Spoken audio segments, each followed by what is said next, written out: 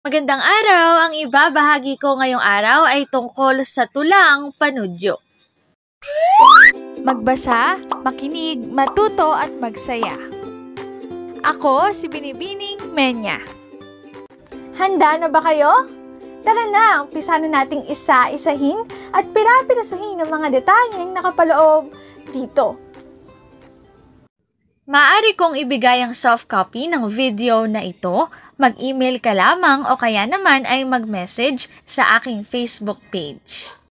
Ilalagay ko ang aking email sa gitnang bahagi ng video at ang Facebook page naman ay sa huling bahagi matatagpuan. Maraming salamat sa panonood!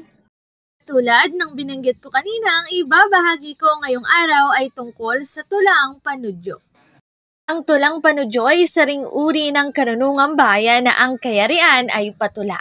Ang layunin nito ay mambuskaw, manudyo at karaniwang ginagamit bilang panunukso ng mga bata.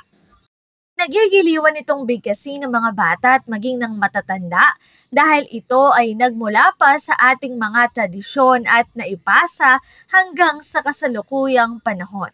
Makikita natin dito ang makulay na kamusmusan ng ating mga ninuno. Walang tiyak na panahon o petsa kung kailan ito lumitaw. Ito ay humitik sa pamamagitan ng pasaling dila o pasaling bibig. Ibig sabihin, may mga lumitaw din bagong mga tulang panudyo bagamat ang anyong ito ay nagmula pa sa tradisyon ng ating mga ninuno. Narito ang aking sanggunian ng mga impormasyong nakatala sa bawat slides. Kung interesado kayo na magbasa pa, ay maaari niyong bisitahin ang website na ito. Narito ang ginamit kong template para sa PowerPoint presentation ito.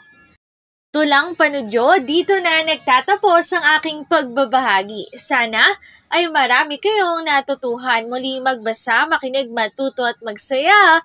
Ako si Binibining Menya. Paalam! Paalala, ang wikang Filipino ay mapagpalaya. Atin natin itong gamitin, mahalin at mas paunlarin.